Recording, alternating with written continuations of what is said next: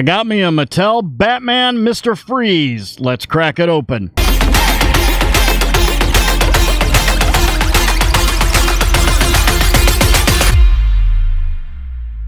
Greetings, toy heads, and welcome to another episode of Go Figure with me, your host, Eli Williams, here on the Digitally Rebastard Network, the action figure show about news, reviews, collecting tips, customizations, kit bashing, everything that goes into this fun, nerdy hobby that you and I both love.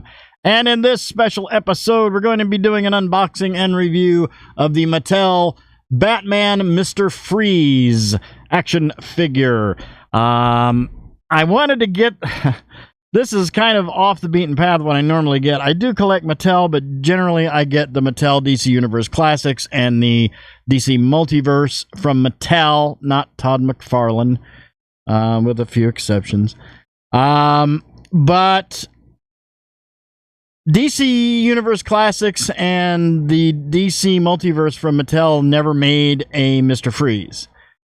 At least a comic book Mr. Freeze. And the only things that they ever really did was like this, and then there's a variant of this which is colorized to sort of look like the old Superpowers, Kenner Superpowers Mr. Freeze. But I wanted a Mr. Freeze on my shelf with all my Batman villains, and the guy that I got my it's actually the guy that I got my Apache Chief right leg, my collect and connect, build a figure, if you will, DC Universe Classics Apache Chief. He had this, and it was like $23 in the package. So this is, you know, as far as the classic look, this is as close as I think I'm ever going to get. So let's take a look here. So we've got the Batman, can't really see here. It's a very tall package, but we've got the Batman logo up top there. Ages 4+. Comes with a comic book, and I can see Jim Lee's name on it, so that means it's going to be pretty cool. Special edition there on the comic book as well. Then you can see Mr. Freeze in there. He is one of these sort of corny, if you put water in this, it squirts water kind of thing, but, you know, I'm not going to do that. And then here you've got the, you see the artwork here on the bottom of the bubble pack. Mr. Freeze, DC logo on the bottom there, Mattel logo on the bottom, and then right here we've got a picture of the figure and the different little mechanisms of what it does. And then there's a whole lineup of the I remember these being in the store, but they just never really appealed to me because it's one of those like, let's make a Batman for every type of situation. So there was like Arctic Batman and Toxic Chemical Batman and Heatwave Batman and Beekeeper Batman. I don't know. This is a bunch of silly, and I had this weird Batmobile. But at any rate, we've got that here. Jibbery jabbery legal jargon, Mattel logo, Warner Brothers down there, and then on the bottom we've got more jibbery jabbery legal jargon and barcode. So let's crack this open. Let's see if I can get this open without too much cardboard tear. This will probably be one that I don't keep the package on because I really don't care. I just wanted a Mr. Freeze. There's the comic. That's kind of cool. Yeah, that's definitely Jim Lee. Oh, yeah, that's Jim Lee, all right. Yep. Oh, yeah. I love me some Jim Lee Batman. Jim Lee draws a good Batman. Yep. Okay. We'll set that aside. We'll get the tray out here. All right, I'll get the accessories out. I guess it just all comes out at once there. Okay, we'll put this back in the package, and this is actually going to go in the trash because I don't care if I keep that or not. So that's off. Normally I keep my packages, but not in this case.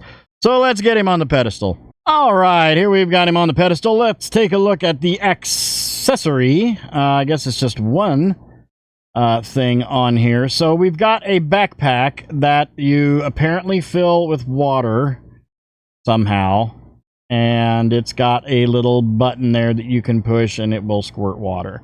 I don't know exactly how you get this open to fill it with water, or maybe you fill him with water. I don't know. Or you fill the gun with water.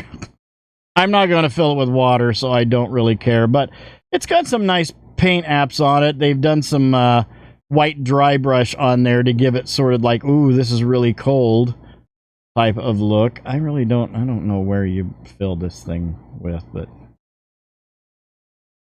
was kind of hoping that we could at least look at that, but I don't really see. Maybe it's on him. Is it on him? Oh. Oh, the mechanism's all in this.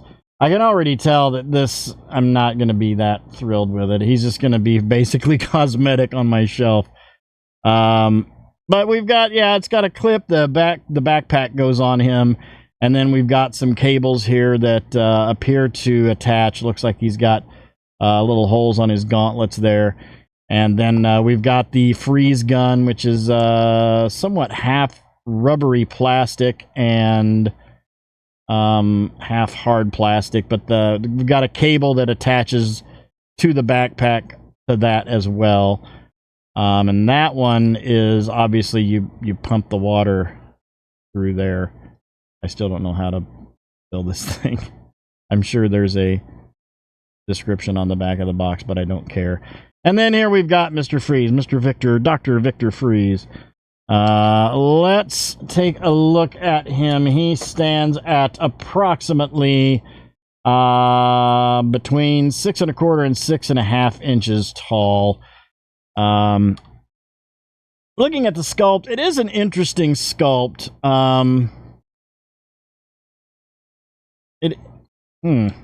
Got a weird mechanism. Something in there is doing something.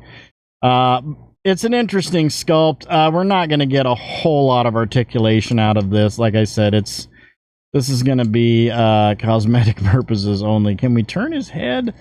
Or does this even come off? Nope. I think his head's just perpetually turned to the right. Or does his head move? Okay. I guess not.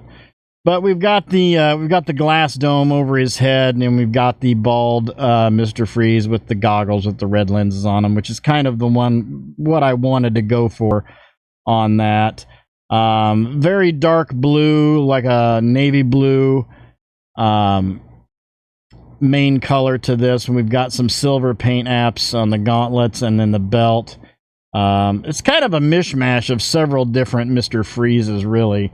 It's like a little bit of the animated series, a little bit of the Arnie from the movies, a little bit of the comic.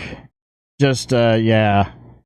But looking at articulation, we've got some shoulder hinge there going up, and then there is a bicep swivel, but there is no elbow. The elbows are static, but we do have a gauntlet swivel. The head, I don't think... Oh, okay, this turns the head. Okay, so the mechanism that I was hearing, I wasn't paying attention. I probably had my thumb over it.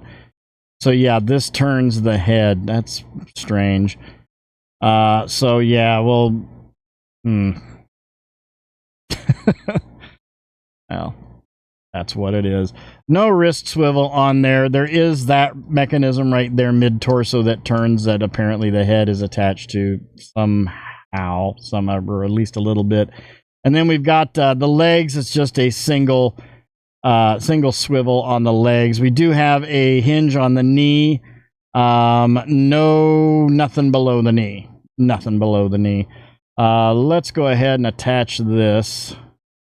And we'll put these on the gauntlets. So they just kind of pop into there. Okay, that's going to be issue, isn't it? That's not going to want to stay on his back. See, this is going to be a problem on the shelf. Does he have peg holes in his feet? No. Yeah, this is going to be problematic on the shelf, but hopefully I can get him in one place and stand him up, and he'll just be there and look cool, no pun intended. Okay, this gun is really wonky. Get that in his hand. I'm hitting the camera. Come on, get in his hand. Oh man, I stabbed my thumb. That really, okay. So How am I supposed to... Is this just supposed to go up on his shoulder? Okay, this is being stupid. I'm not liking this at all. I may have to go with a... Okay, there we go.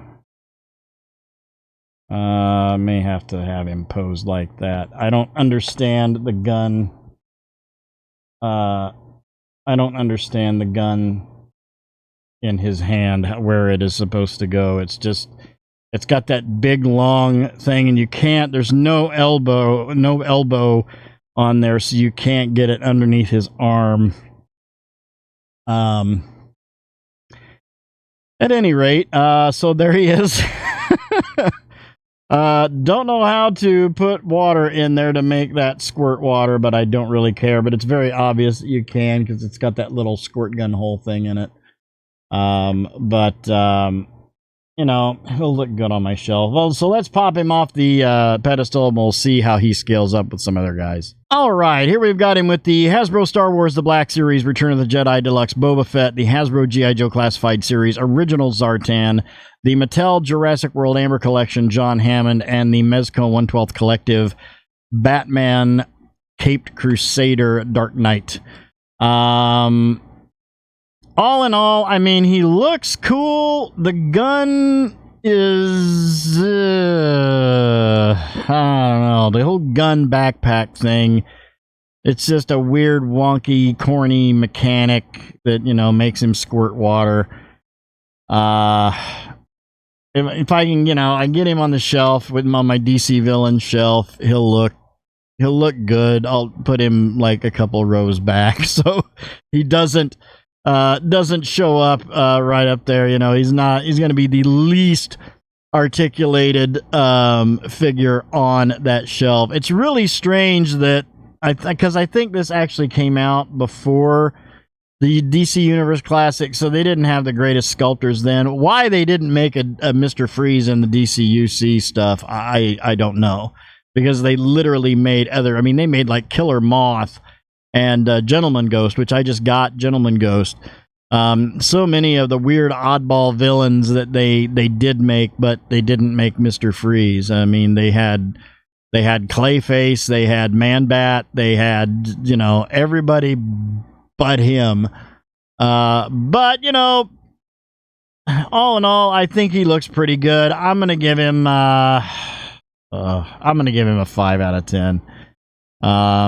Just for, you know, lack of articulation. He looks cool. I'd give him less than that if he didn't look as cool as he does. Cool. I keep saying that. Freezy guy. At any rate, that'll do it for this episode. Thank you guys for watching. I hope you enjoyed that. Please remember to like, comment, and subscribe. Smash that bell so you can get information on all the good things coming out of the Digitally Rebastard Network. You all have a great week and a great day. I'll see you next time. And until then, don't forget to get your figure on. Take care.